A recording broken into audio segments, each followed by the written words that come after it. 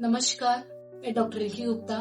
आज हम जानेंगे बच्चेदानी का जो नीचे की तरफ आना या बाहर आना, इस बारे में जाने को। इसे हम यूट्राइन प्रोलैप्स बोलते हैं।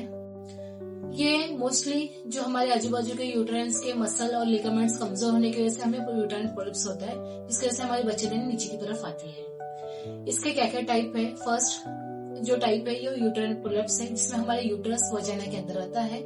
सेकेंड, ब्लैडर प्रोलैप्स, ये हमारा जो ब्लैडर रहता है ये वजाइना में आता है, इसे हम ब्लैडर प्रोलैप्स बोलते हैं। इसको हम सिस्टर सील भी बोलते हैं।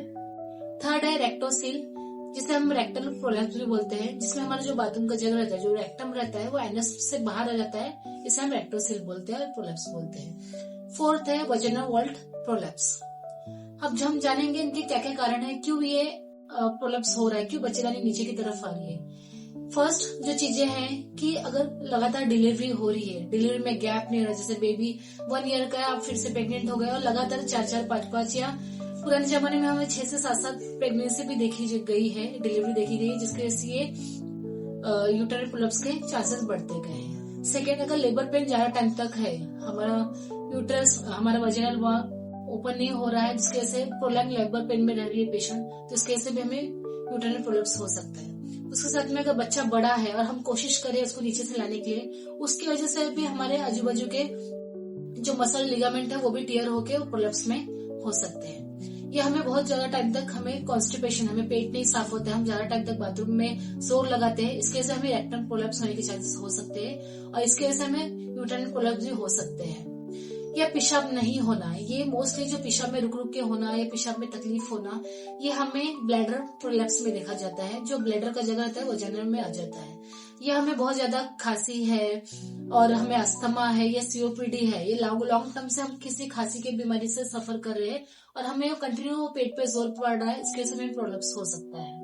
इसके साथ में हमारा अगर वेट बहुत ज्यादा है, अगर हमें मेनोपॉज है, हमारा एज ज्यादा बढ़ चुका है, हम कुछ ज्यादा वजन उठाते हैं, तो इसके से भी हमें प्रोलैप्स होने के चांसेस हो सकते हैं। हमें लक्षण क्या क्या दिखाई दे सकते हैं? सबसे पहले जो लक्षण है, हमें जो हमारे नीचे का हिस्सा है पेट का, वहां पे हैवीनेस लगना, वजन लगना या पेड़ों में दर्द जैसा लगना, कमर में दर्द होना, बाथरूम करने में तकलीफ होना, पेशाब कभी लीकेज हो जाना।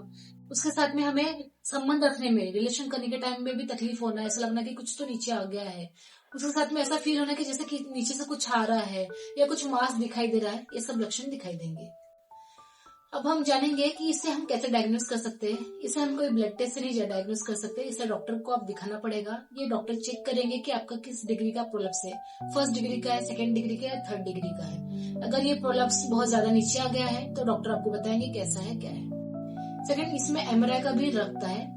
एमआरआई से भी जान सकते हैं कि अगर कुछ सॉफ्ट टिश्यू में कुछ फाइब्रॉइड वगैरह है, कुछ गांठें है क्या, ये भी जांच करने के लिए हम एमआरआई कर सकते हैं। ब्लड टेस्ट का जो रिपोर्ट है, अगर डिटेक्ट हो गया है कि प्रोलैप्स है और हमें 3rd और 4th डिग्री का है, तो कभी कभी ऑपरेशन की कंडीशन में भी हमें ब्लड टेस्ट का रिपोर्ट लगेंगे।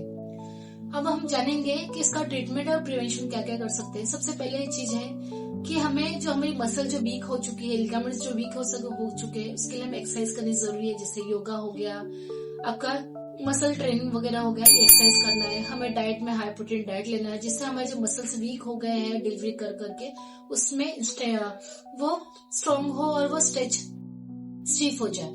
उसके साथ में हमें कीगल एक्सरसाइज करनी है, जिससे हमारे जो मसल्स है जो कमजोर हो गए, जो नीचे की तरफ आ गए हैं, वो रिलैक्स हो जाएंगे।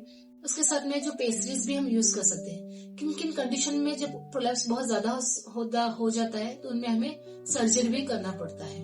Thank you. अगर आपको ये मेरा वीडियो यूजफुल लगा है तो प्लीज इसे सब्सक्राइब करिए और शेयर करिए। Thank you.